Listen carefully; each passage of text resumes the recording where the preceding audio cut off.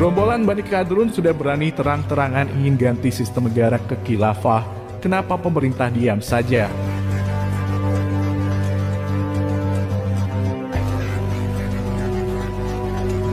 Harus ada suara keras untuk menekan pemerintah, aparat kepolisian untuk menindak orang-orang seperti ini. Sudah waktunya kita hentikan sistem ini.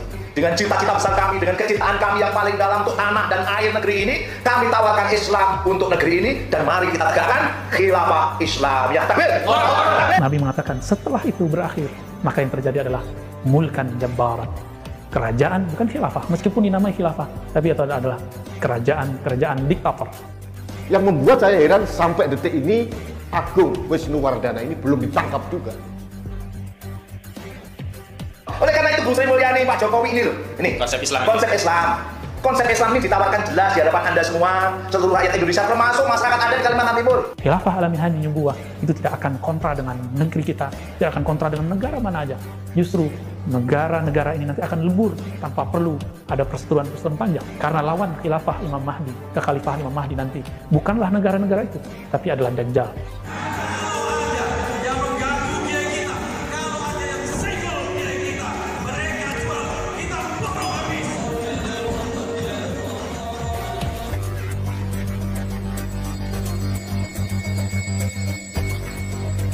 Gerombolan kaum perusak Bani Kadrun semakin nyata menjadi ancaman bagi keberlangsungan negeri ini.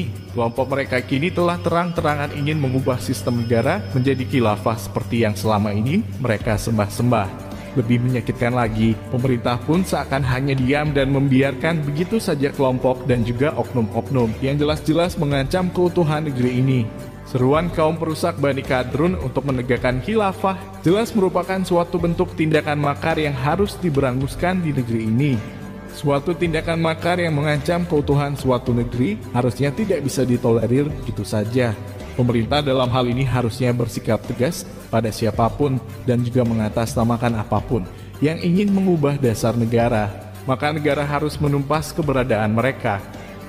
Sekarang dengan narasi yang disampaikan tadi, dia berencana menggulingkan pemerintah yang sah. Bukan hanya pemerintah yang ingin dia gulingkan, tapi adalah sistem ketatanegaraan kita. Dia mau mengganti Pancasila, ideologi negara kita, dia mau mengganti sistem ketatanegaraan kita. Karena pola pembangunan di negeri ini, sebenarnya sejak awal kemerdekaan sampai hari ini, itu menerapkan pola-pola apa yang disebut dengan model pembangunan kapitalisme. Ya, pola pembangunan kapitalisme. Lembaga kepresidenan boleh dikata ya mati. Jadi juga kuat mengabdi pada oligarki asing maupun asing. Kemudian lembaga DPR juga banyak orang merasa nggak representatif rakyat. Karena apa? Karena diduga kuat juga mengabdi pada kepentingan oligarki. Ini tidak bisa kita biarkan. Bukan sekedar main-main melihat video lucu-lucuan lalu kita mengutuk di media sosial. It's not enough. Tidak cukup. Harus ada suara keras untuk menekan pemerintah, aparat kepolisian untuk menindak orang-orang seperti ini. Saya Agung Wisnuwardana mewakili para alim ulama guru-guru saya untuk menyampaikan satu pandangan. Sudah waktunya kita hentikan sistem ini. Dia mau mengganti Pancasila, ideologi negara kita, dia mau mengganti sistem ketatanegaraan kita.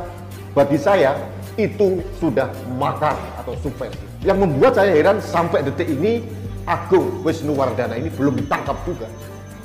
Padahal dalam KUHP, Kitab Undang-Undang Hukum Pidana, pasal 107 ayat 1 dan ayat 2 tentang makar jelas kalau ada orang bermufakat untuk menggulingkan pemerintah yang sah, dia wajib ditangkap dan pemimpinnya diancam hukuman seumur hidup. Bahwa syariah Islam yang tadi, bentuk ekonomi tadi, itu hanya bisa diterapkan dalam naungan khilafah Islam. Ya, takbir. Oleh karena itu, di kesempatan yang baik ini, perkenankan saya Agung Wisnuwardana, aktivis 98, demi keberkahan negeri ini, demi keberlimpahan negeri ini, demi cinta kami yang dalam pada tanah dan air negeri ini, kami sampaikan proposal khilafah untuk Indonesia. Untuk Indonesia yang lebih rahmat, untuk Indonesia lebih barokah. Nabi SAW hanya memberikan jaminan bahwa khilafah itu hanya bertahan setelah beliau pemerintahannya 30 tahun. Salasuna sana, 30 tahun.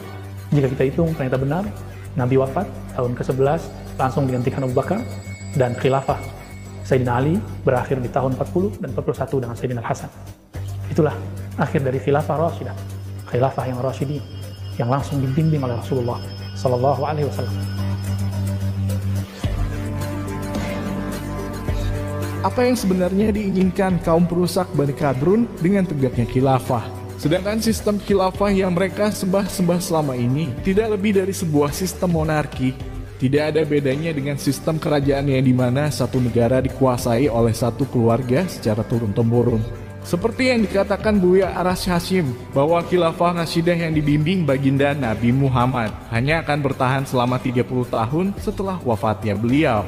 Dan itu berarti masa tersebut telah selesai pada zamannya Sayyidina Hussein. Dan selebihnya khilafah sudah itu, tak lebih adalah sistem kerajaan yang diwariskan secara turun-temurun. Dan khilafah Sayyidina Ali berakhir di tahun 40 dan 41 dengan Sayyidina Hasan. Itulah akhir dari khilafah Rasyidah, khilafah yang Rasyidin, yang langsung dibimbing oleh Rasulullah Sallallahu Alaihi Wasallam. Lalu beliau menyebutkan dalam hadis Imam Ahmad, setelah itu yang terjadi adalah mulkan jabbar, bukan khilafah. Namanya khilafah Abbasiyah, kekhalifahan Abbasiyah. Namanya khilafah Umayyah. Tetapi baik Umayyah atau Umayyah ataupun Abbasiyah ataupun Turki yang belakangan, semua itu adalah mamlakah. Nabi menyebut mulkan a'adhan. Mulkan a'adhan berarti kerajaan yang masih menggigit, berusaha untuk berpegang teguh dengan kitab dan sunnah. Maka disebut a'adhan. Maka fatwa-fatwa yang muncul di masa-masa mereka itu fatwa-fatwa yang sangat menguntungkan monarki, kerajaan. Misalnya haram berpartai, haram demokrasi, haram kemudian demo. Jika fatwa itu dibawa ke Mesir sudah tidak relevan. Fatwa itu dibawa ke Suriah sudah tidak relevan, apalagi ke negeri kita. Maka jangan impor fatwa. Imporlah manhaj yang benar. Fatwa diproduksi tergantung dengan tempat.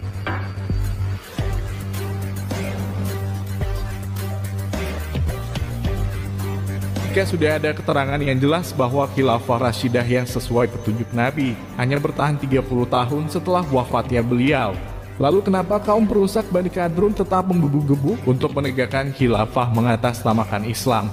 Memang di akhir zaman akan muncul lagi khilafah nubuah sesuai petunjuk Nabi, tapi namanya saja khilafah nubuah, khilafah yang berdasarkan kenabian. Dan yang menjadi khalifah adalah sang Imam Mahdi, bukan begundal-begundal komunis berjubah agama seperti Bani Qadrun saat ini, mengatasnamakan agama, padahal tujuan utamanya adalah untuk memenuhi syahwat berkuasa mereka. Khilafah nubuah adalah khalifah yang dipilih langsung oleh Allah, bukan dipilih oleh jamaah. Apalagi dipilih oleh kaum perusak Bani Qadrun, yang keberadaannya selalu membuat kerusakan di muka bumi. Kekhalifahan atas manhaj kenabian, jika kalimatnya kenabian, Nabi itu dipilih oleh Allah. Maka orang-orang ini dipilih oleh Allah, bukan dipilih oleh jamaah. Bukan diangkat oleh syekh mursyid, bukan diangkat oleh pengikut. Walaupun kita berkumpul, mungkin 2 miliar orang, 3 miliar orang, bahkan 7 miliar orang, dan mengatakan, si fulan adalah khalifah. Tidak akan Allah restui jika Allah tidak memilihnya. Karena itu pilihan mutlak dari Allah Subhanahu wa Ta'ala. Siapakah itu? Itulah Al-Imam Al-Mahdi. Khilafah ala minhaji nubuwah itu tidak akan kontra dengan negeri kita, tidak akan kontra dengan negara mana aja. Justru negara-negara ini nanti akan lebur tanpa perlu ada perseteruan-perseteruan panjang. Karena lawan khilafah Imam Mahdi, kekhalifahan Imam Mahdi nanti bukanlah negara-negara itu, tapi adalah Dajjal.